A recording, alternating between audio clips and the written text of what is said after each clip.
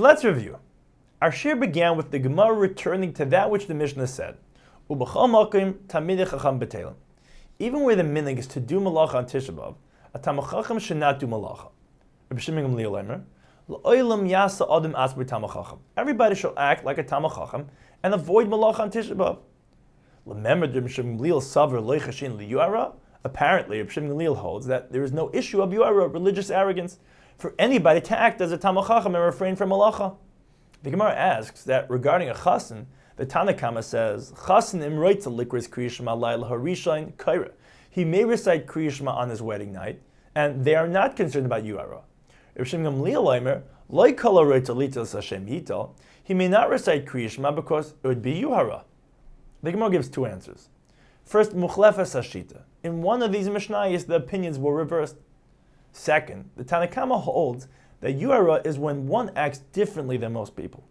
Therefore, on Tisha B'Av, he is acting differently than others. Most people are doing malacha, and he is not doing malacha, which appears to be yuhara.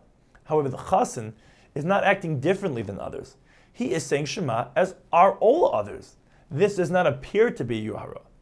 Shimon Gamliel, on the other hand, holds that the chassan saying Shema is a more overt form of yuhara because Kriya Shema requires a level of kavanah that a chassan is generally unable to achieve. But refraining from malacha on Tisha B'Av is not yuhara because people will just assume malacha hu de lesle. He simply has no work to do. The next Mishnah continues with the topic of malacha on Erev Pesach morning.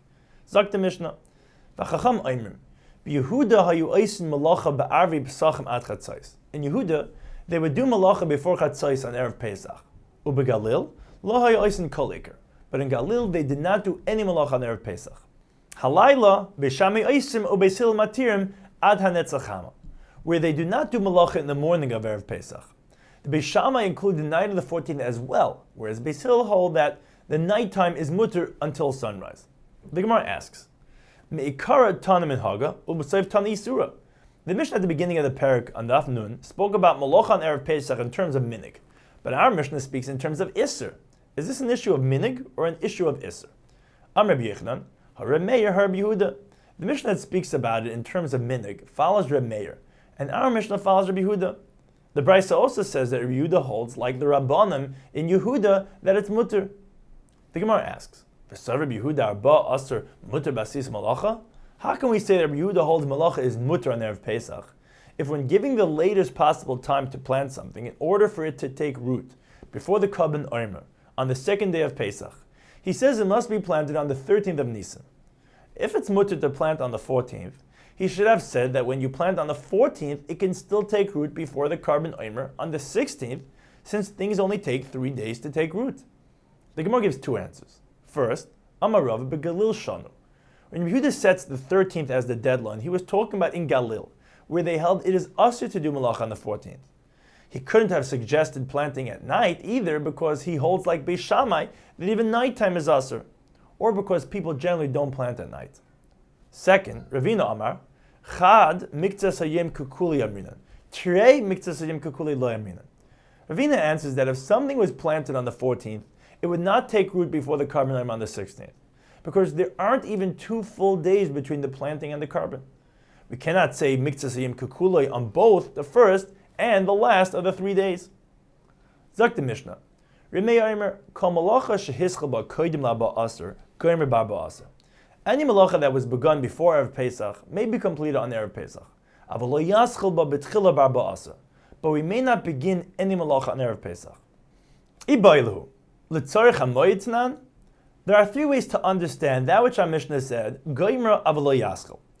when done l'tzarech hamoed, for the purpose of Yom Tov, goimra avalo yaschel, but shaloi l'tzarech hamoed, when not done for the purpose of Yom Tov, ein a goimra, he may not even finish, or l'tzarech hamoed maschel, he may even start. Shaloi l'tzarech hamoed goimra avalo yaschel. Bein l'tzarech hamoed, bein shaloi l'tzarech hamoed goimra avalo yaschel.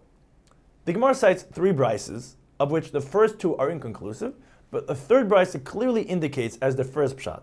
L'tzarech hamoed goimra avalo yaschel, shaloi l'tzarech hamoed eina goimra. The Mishnah continues.